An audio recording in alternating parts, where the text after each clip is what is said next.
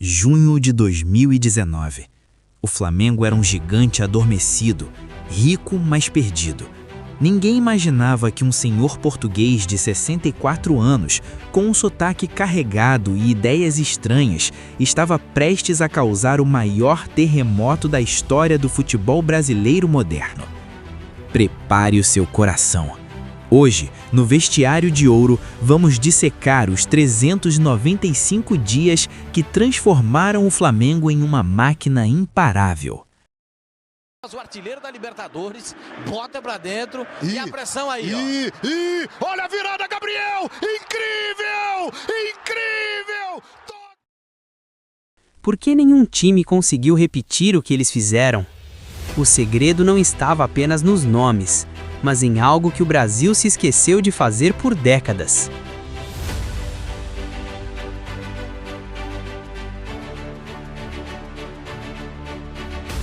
Para entender o milagre, você precisa primeiro sentir a dor. O Flamengo de maio de 2019 era o meme preferido do Brasil. Imagine um clube que tinha o cofre cheio de ouro, mas o vestiário vazio de ideias. A expressão no rosto da torcida não era de raiva, era de cansaço. O grito de outro patamar ainda nem existia. O que existia era o cheirinho, uma piada que perseguia o clube como uma sombra. O Flamengo jogava um futebol lento, previsível, um futebol que parecia estar preso nos anos 90 enquanto o mundo já estava em 2020. A gota d'água não foi apenas uma derrota, foi a sensação de impotência. O time de Abel Braga parecia um transatlântico sendo pilotado por um capitão que se recusava a usar o radar. Enquanto rivais com muito menos dinheiro jogavam com alma, o Flamengo jogava com o freio de mão puxado. As contratações de milhões pareciam não se encaixar. Gabigol ainda era uma promessa de redenção sob dúvida. Arrascaeta, a contratação mais cara da história até então, muitas vezes mofava no banco de reservas sob a justificativa de que não ajudava na marcação. Havia um muro invisível entre o talento dos jogadores e o gramado. O Maracanã, em vez de ser um caldeirão, estava se tornando um tribunal. O clima era de agora ou nunca. Ou o Flamengo mudava sua alma, ou seria apenas o time mais rico e mais triste das Américas. Foi nesse cenário de terra arrasada, de vaias constantes e de um orgulho ferido que um senhor português de cabelos brancos e olhar desafiador desembarcou no galeão. Ele não trazia apenas uma prancheta, ele trazia uma sentença. O futebol brasileiro nunca mais seria o mesmo.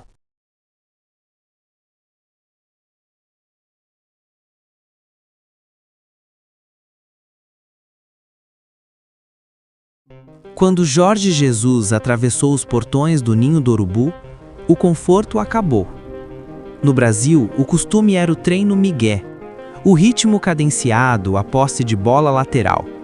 Jesus olhou para isso e disse: não. Ele não queria apenas jogadores, ele queria soldados de elite. Começava ali a era dos 50. 50 centímetros para frente, 50 para trás.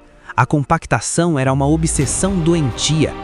Se um zagueiro desse um passo errado, o grito do mister ecoava até o Rio Comprido. Desceu o Arão, tá mal, Arão! Tá mal, Arão! Tá reclamando do posicionamento do Arão, hein? Diego Ribas. Ele parava o treino, entrava em campo, apontava o dedo e corrigia o posicionamento de quem tinha 10 anos de Europa como se fosse um iniciante. O choque foi térmico. Enquanto os outros técnicos pregavam o descanso, Jesus pregava a intensidade. Ganhar, ganhar e ganhar. Ele mudou a dieta, mudou os horários, mas, acima de tudo, mudou o relógio biológico do futebol brasileiro.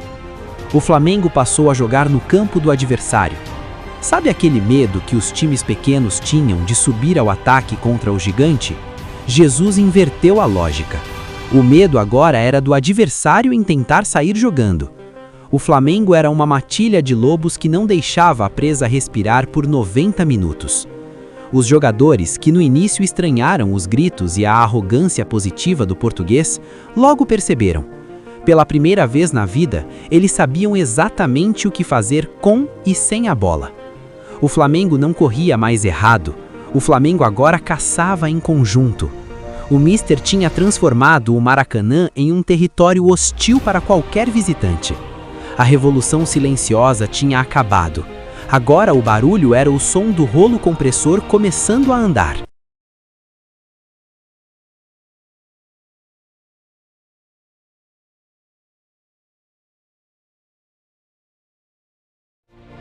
Todo império tem o seu momento de quase queda. Para Jorge Jesus, esse momento veio cedo demais. O Flamengo voltou do Equador com 2 gols de desvantagem e uma montanha de dúvidas na bagagem. A imprensa já preparava as manchetes do fracasso. Diziam que o Mister era muito barulho para pouco resultado. Mas naquela noite de 31 de julho, o Maracanã não era um estádio, era um templo de sacrifício. O clima era tão denso que era possível sentir a eletricidade no ar. O Flamengo entrou em campo não para jogar futebol, mas para realizar um pacto de sangue com a sua torcida. É o Everton quem tem aí a missão de cobrar o escanteio agora. Everton Ribeiro. Volta importante para o time do Flamengo hoje. Lá dentro da área tem o Gerson, tem o Bruno Henrique. Bola rolada, Gerson saiu, Rafinha dominou, cortou, driblou dentro da área, pênalti! Pode apontar para a marca do Cal, é pênalti em cima de Rafinha! Gabriel Gabigol contra Dreyer. O Flamengo pode abrir o caminho para a classificação. É tudo o que precisa. Autorizou o árbitro. Atenção, correu, Gabigol, toca a música, é gol do Mengão! Gol! E aí o Everton se juntou lá no ataque, na frente, com o Bruno. Essa movimentação confunde essa marcação. E olha o Bruno Henrique aí, ganhou o lance. Atenção, o segundo pode estar pintando, Everton Ribeiro passou, Gabriel e agora toca a música, é gol do Mengão! Gol! Primeira cobrança, Dreyer no gol, atenção, Arrascaeta é gol, toca a música para o Flamengo, ele se mexe no gol, Angulo vai para a batida, correu Angulo e bateu firme, bateu forte no alto, sem chance para o goleiro, Bruno Henrique vai para a bola, Dreyer no gol, atenção, Bruno Henrique, ele corre, ele bate e ele faz. É a noite da redenção de Diego Alves que pode estar pintando no Maracanã. Cortez, Diego Alves, Cortez do cantinho, é gol do Emelec. Vamos ver a batida do René. René vem para a bola, tá 2-2. Olha o René. Ele vem lentamente, chega, bate, faz, que cobrança, René! Diego Alves tem um nome cantado pela torcida, Arroio, Arroio, Diego Alves! Já pegou pênalti de Messi, de Cristiano Ronaldo, de Griezmann, e por que não pegar o pênalti do Arroio? Torcida do Flamengo possuída, reza, não sabe o que faz. Rafinha vai para a bola. Atenção. O Flamengo pode ampliar a vantagem. Rafinha é gol do Flamengo. Faz a festa, maior torcida do Brasil. Diego Alves. A noite é sua, Diego Alves. Queiroz perdeu. O Flamengo está nas quartas de final da Libertadores. A história rubro-negra começa a mudar em Libertadores da América. O Flamengo segue o sonho de ganhar. O roteiro foi cruel. Gabigol fez o Maracanã explodir 2 vezes em menos de 20 minutos, devolvendo a esperança. Mas o destino queria testar a fibra daquele time. O jogo travou, o cansaço bateu e, de repente, o silêncio mais ensurdecedor do mundo: os pênaltis. Foi ali, sobre as luzes do Maracanã, que a mística mudou de lado. Diego Alves, o gigante, parecia crescer a cada cobrança. Quando a última bola do Emelec explodiu no travessão e saiu, algo se quebrou dentro do futebol brasileiro. O Flamengo não tinha apenas passado de fase, ele tinha atravessado seu próprio inferno e saído de lá blindado. Naquela noite, o medo morreu. Os jogadores olharam para Jorge Jesus e entenderam: se fizermos o que ele diz, ninguém neste continente pode nos parar. A montanha tinha sido escalada. Agora, o Flamengo não olhava mais para cima, ele olhava para baixo, onde todos os outros clubes brasileiros tentavam desesperadamente entender que monstro era aquele que acabara de despertar.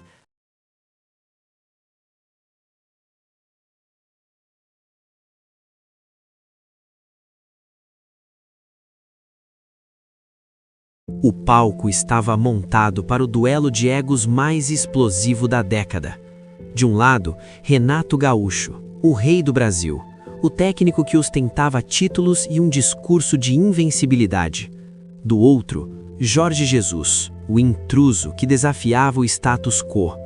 O país parou para ver quem tinha razão. O que ninguém esperava é que não haveria duelo. O que o mundo assistiu naquela noite foi um atropelamento tático. Um massacre em rede nacional que mudou o patamar da discussão sobre futebol no país para sempre. O Grêmio, um time multicampeão e cascudo, parecia um grupo de amadores tentando cercar o vento. O Flamengo de Jesus não jogava, ele fluía.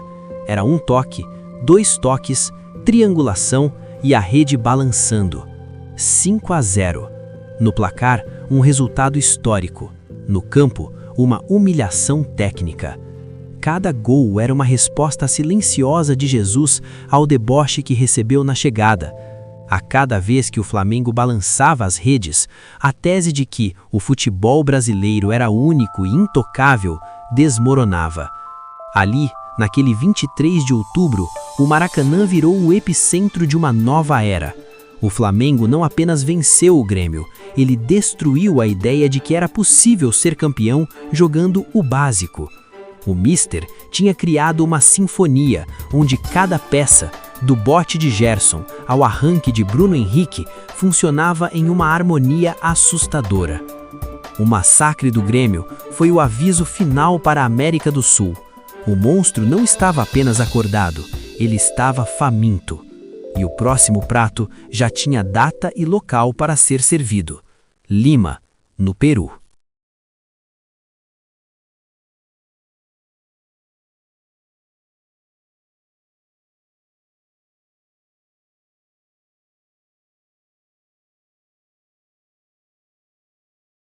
23 de novembro de 2019, o dia em que o tempo decidiu parar. O Flamengo de Jorge Jesus, a máquina que trucidou o continente, finalmente encontrou o seu maior desafio, o River Plate de Marcelo Gallardo. Um time frio, copeiro e que não tinha medo de fantasmas. Durante 88 minutos, o sonho rubro-negro foi um pesadelo acordado. O River não jogava, ele asfixiava. O gol de Borré, logo no início, parecia um balde de água gelada que congelou o ímpeto carioca. O relógio não corria, ele voava contra o Flamengo. No rosto de cada torcedor em Lima, a expressão era a mesma: não é possível que vai acabar assim. Jorge Jesus parecia ver seu castelo de cartas desmoronar. A máquina estava travada. Mas o futebol tem segredos que a lógica não explica. Aos 89 minutos, quando as luzes da esperança começavam a piscar, o imponderável aconteceu. Um arranco de Bruno Henrique, um passe de Arrascaeta e Gabigol. Vai pra cima, limpa, clareia, Gabriel pediu no meio, Bruno Henrique na cara do gol, Arrascaeta bateu, Gabigol, toca a música, é gol do Mengão!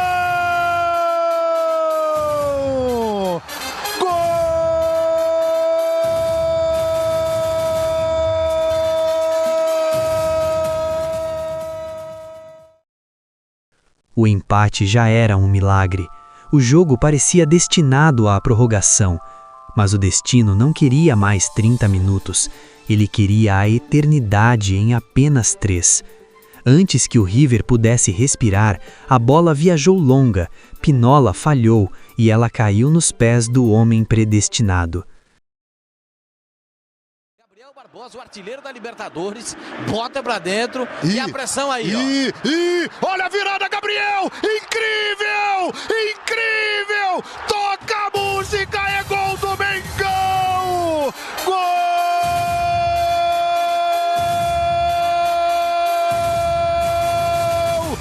Épico, memorável, o maior momento da história do Flamengo. Eu só acredito porque estou narrando. Quem foi que disse um dia que o Flamengo não tem tradição na Libertadores da América? Se não tinha, tem a partir de agora. Em 180 segundos, o Flamengo saiu do abismo para o topo do mundo. Gabigol não fez apenas um gol, ele explodiu uma nação. Jorge Jesus, o mestre que planejou cada detalhe, agora era apenas mais um torcedor incrédulo no meio do campo. Ali, no solo sagrado de Lima, o Mister escreveu seu nome na história com letras de ouro. O Flamengo não era apenas o campeão, ele era o dono de uma das maiores viradas que os olhos humanos já testemunharam em uma final de Libertadores.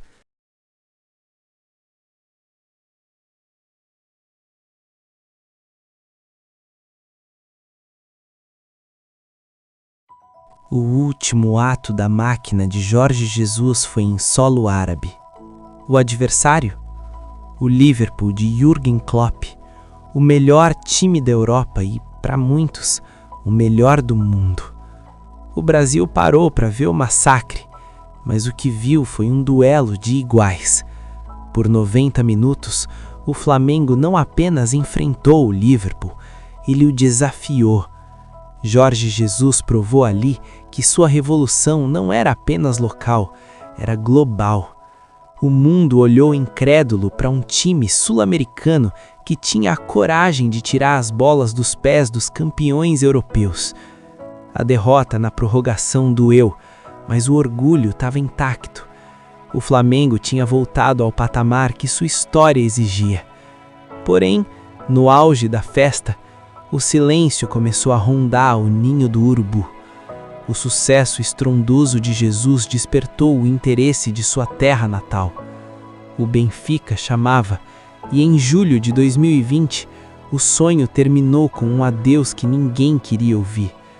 O Mister partia, deixando para trás um rastro de glória e uma lacuna que o futebol brasileiro tentaria preencher por anos, sem sucesso.